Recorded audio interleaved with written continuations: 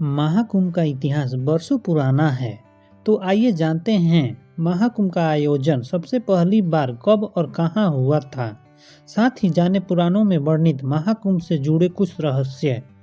महाकुंभ करोड़ों श्रद्धालुओं की का प्रतीक है। महाकुंभ सिर्फ एक मेला नहीं है, बल्कि यह आस्था है, परंपरा और हिंदू संस्कृति का संगम है।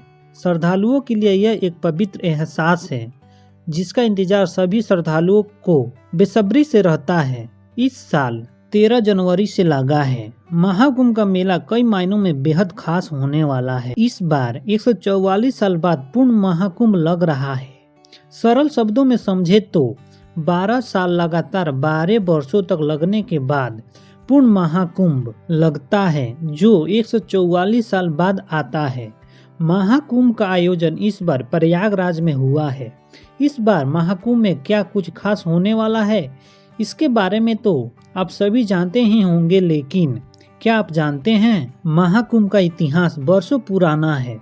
महाकुंभ से जुड़े कुछ ऐसे रहस्य हमारे ग्रंथों में छिपे हुए हैं, जिन्हें उजागर करना जरूरी है। तो आइए जानते हैं महाकुंभ से जुड़े कुछ रहस्य। साथ ही जानते हैं कब और कहां सबसे पहले हुआ। महाकुंभ का आयोजन कब और कहां लगा था। सबसे पहले महाकुंभ कुछ ग्रंथों में उल्लेख है कि सतयुग से ही इस मेले का आयोजन किया जा रहा है। हालांकि किसी भी पुराण में विस्तार से इसके बारे में कुछ नहीं बताया गया है कि कब और कहां हुआ। यह स्पष्ट है कितना पुराना है महाकुंभ का इतिहास। कुछ ग्रंथों में बताया गया है कि कुंभ मेला का आयोजन 850 साल से भी ज्यादा पुराना है। आदि शंकराचार्य द्वारा महाकुंभ की शुरुआत की गई थी।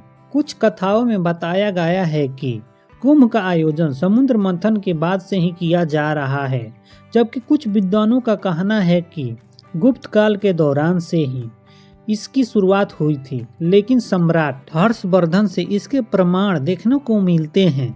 इसी के बाद शंकराचार्य और उनके शिष्यों द्वारा सन्यासी अखाड़ों के लिए संगम तट पर शाही स्नान की व्यवस्था की गई थी। कुंभ मेले के आयोजन को लेकर मान्यता, हालांकि कुछ ऐतिहासिक साक्ष्य ये भी मिलते हैं, जिनसे सिद्ध होता है कि कुंभ का आयोजन राजा हर्षवर्धन के राज्यकाल में आरंभ हुआ था। प्रसिद्ध चीनी यात्री हेनसोंग जब अपनी भारत यात्रा के बाद उन्होंने कुंभ मेले के आयोजन का उल्लेख किया था। इसी के साथ उन्होंने राजा हर्षवर्धन का भी जिक्र किया है। उनके दयालु स्वभाव के बारे में भी उन्होंने जिक्र किया था। हेनसोंग ने कहा था कि राजा हर्षवर्धन लगभग हर 5 साल में नदियों के संगम पर एक बड़ा आयोजन करते थे, जिसमें वह अपना पूरा कोष गरीबों और धार्मिक लोगों को दान में दिया करते थे। महाकुंभ और समुद्र मंथन के रहस्य। समुद्र मंथन के बारे में शिव पुराण, मत्स्य पुराण, पक्ष पुराण, भविष्य पुराण समेत लगभग सभी पुराणों में जिक्र किया गया है।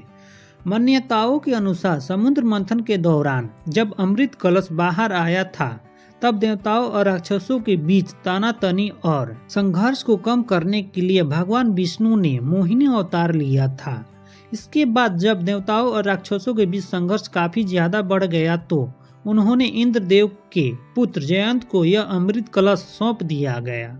जयंत कौवे का रूप धारण कर राक्षसों से अमृत कलश को छीनकर उड़ चले थे।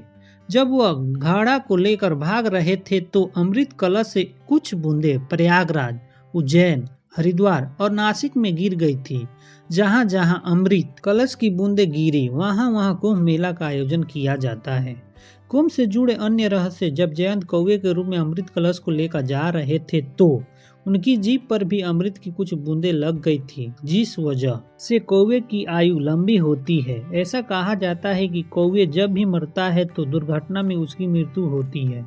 अमृत कलश लेकर जब जयंत भाग रहे थे, तो कुछ बूंदे प्रयाग, उज्जैन, हरिद्वार और नासिक में अमृत की बूंदें गिरी थी, इसलिए यहाँ कुंभ किया जाता है। इसके अलावा अमृत की कुछ बूंदें दुर्वा घास पर गिर गई थी, जिस वजह से दुर्वा को पवित्र माना जाता है और सर्वप्रथम पूजनीय देवता गणेश जी को अर्पित किया जाता है। क्यों सिर्फ प्रयागराज में ही लगता है महाकुंभ? प्रयागराज में लगने वाले महाकुंभ का महत्व अधिक माना गया है। दरअसल यहाँ 3 पवित्र नदियों गंगा, यमुना और सरस्वती का संगम है, जिस वजह से यह स्थान अन्य जगहों की तुलना में अधिक महत्वपूर्ण है। बता दें, सरस्वती नदी लुप्त हो चुकी है, लेकिन वह धरती का धरातल में आज भी बहती है। ऐसी मान्यता है कि जो व्यक्ति इन 3 नदियों के संगम में शाही स्नान करता है उसे मोक्ष की प्राप्ति होती है। इसीलिए प्रयागराज में इसका महत्व अधिक माना जाता है। अगर ये वीडियो आपको पसंद है, वीडियो को लाइक कीजिए, कमेंट कीजिए और चैनल को सब्सक्राइब करना ना भूलिए। चलिए मिलते हैं अगले वीडियो में, तब तक जय हिंद।